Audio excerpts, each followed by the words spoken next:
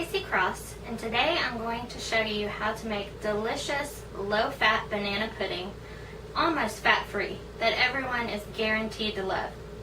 First off, let's start with the ingredients. You're going to need 3 ripe bananas, skim milk, 1½ cups, a box of French vanilla pudding, the 3.4 ounce box, 1 can of sweetened condensed milk, the fat-free version, 1 tub of fat-free whipped topping or Cool Whip, and a box of reduced fat vanilla wafers. In the first step, we are going to mix together our wet ingredients with our pudding. So let's dump this pudding right in the bowl. We're going to take our fat-free sweetened condensed milk. The brands don't matter. You can use the store brand or whatever brand you choose, as long as it's the fat-free sweetened condensed milk, not evaporated milk. We're just going to dump that all in there. And we're going to add skim milk, cold skim milk. You're going to need a measuring cup. And we're going to use 1½ cups. Measure that out here. There we go. And you're going to dump that right in. Now at this point, the milk and pudding, the condensed milk and pudding is a little bit tricky to mix. So I'm going to switch over to a whisk to make sure I can get all of this mixed together. Just until all of the pudding is dissolved in your milk mixture. Give that a few more whisks here.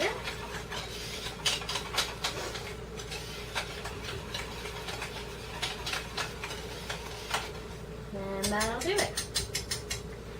Now, we're going to cover this bowl and refrigerate it for 20 minutes or so until it hardens. And I'll be right back with the next step. Okay, now that we've got our pudding in the refrigerator to firm up, which will take about 20 or 30 minutes, we can go ahead and begin to prepare the serving bowl that we will use for our banana pudding. So we're going to just layer the bottom of the bowl with vanilla wafers. And don't be shy, people love vanilla wafers.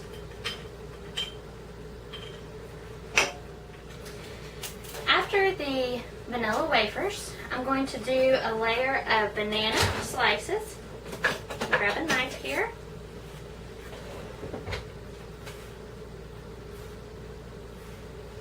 And there's no rhyme or reason to how the bananas go in. I just chop them right into the bowl. And I use about 1 banana per layer.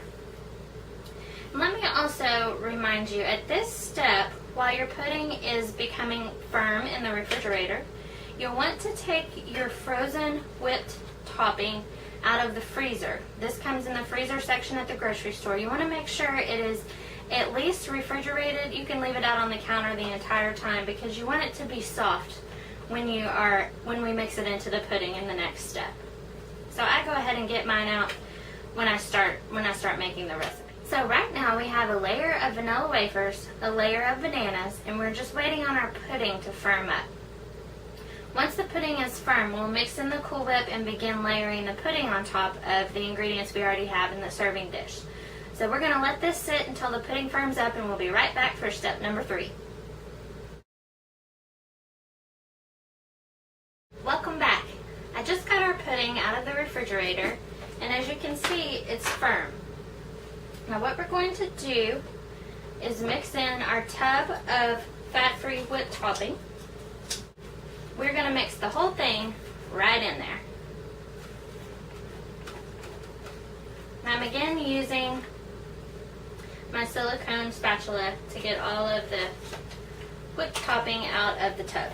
And we're just going to stir it in there with the whisk, just like this.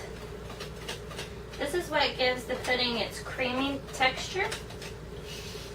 And as you can see, it's getting more and more liquid as we mix in the whipped topping. Set that down so I don't spill it on myself. just going to stir until all of the whipped topping is mixed in the pudding. Okay, and that's it. So here is our pudding mixture. And we are just going to pour some of it, about a third to a half, right on top. And that will sink in. We will add another layer of vanilla wafers. And again, I say you can never have too many vanilla wafers, so pile them on there. You want to make sure you have about 7 or 8 wafers reserved for the end, and I'll show you how we're going to dress this up at the end with the topping of vanilla wafers. We're going to do another layer of bananas, so you'll take your second banana,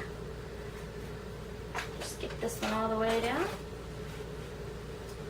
cut it right into the mixture, right in the bowl.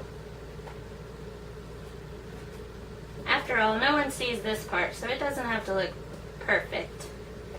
If you prefer, you can cut them and place them in the bowl. This is also a really fun dish for kids to make. It's easy, there's no heat involved. The only thing is make sure that you use a plastic knife or a knife you know that they won't hurt themselves on, and always supervise them. Alright, let's put in our next layer of pudding. There's another third. Get that all around the edges. And we're going to do our last layer of wafers and our last banana. And I'll be right back to show you how we finish this up. We're going to spread this around on the top so we don't have any, can't see any of the bananas or vanilla wafers. And our final step is going to be to take vanilla wafers, the 6 or 7, 8 that you reserved, and we're going to crush them on the top. So just crush them in your hands. Some pieces will be big, some pieces will be small, it doesn't matter. And we're just going to drizzle it on the top. And there you have it.